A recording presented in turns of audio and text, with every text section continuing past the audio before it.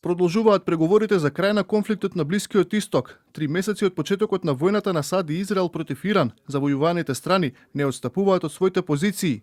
Откако побара од американскиот тим да не брза со преговорите, Доналд Трамп денеска испрати нова порака: мировниот договор со Иран или ќе ги реши сите спорни прашања, или воопшто нема да го има. Не ја пропушти можноста да ја критикува спогодбата која ја постигна претходната администрација, предводена од Барак Обама, кој според Трамп му овозможил на Иран слободно да развива нуклеарно оружје.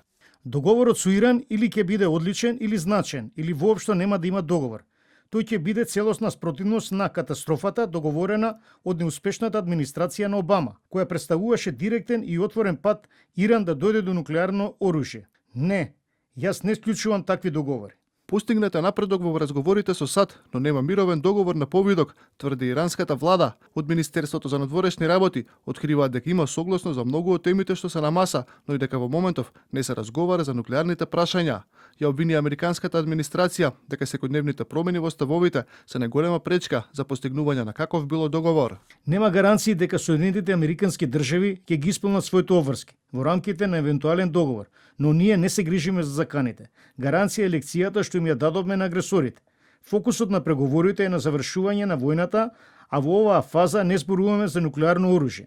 Заканите и притисоците и невистините се дел од политиката на другата страна од светот. Ние ја гледаме реалноста. А и покрај тоа што насила е прекин на борбите во Либан, продолжува судирот меѓу Хезболах и Израел. Од либанската влада обвинуваат дека не прекинуваат израелските напади, а југот на земјата и понатаму е окупиран.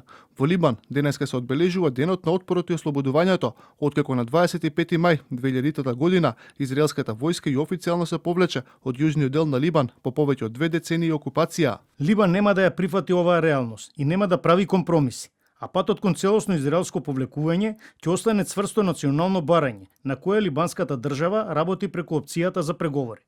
Тоа нема да биде отстапка или предавање, туку потврда на ексклузивното право на Либан да ја заштити својата земја и суверенитет и да го прошири својот авторитет преку својата војска и легитимните сили за безбедност. Израелските медиуми пак, повикувајќи се на извори од владата, тврдат дека Бенјамин Нетањаху признал дека повеќе не може да влијае врз ставот на американскиот претседател. Во земјата расте загриженоста дека евентуалниот договор би можел да му обезбеди на Иран политичка заштита, да го намали економскиот притисок и да му остави делови од неговата нуклеарна и регионална инфраструктура недопрени.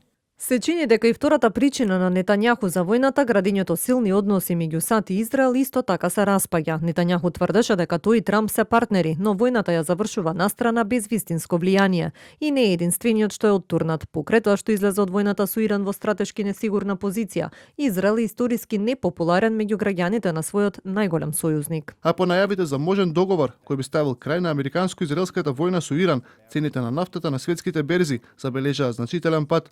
Од утрово, глобалната цена на референтната нафта од типот Брент падна за 5,5%, додека цената на американската нафта се намали за 5,8%.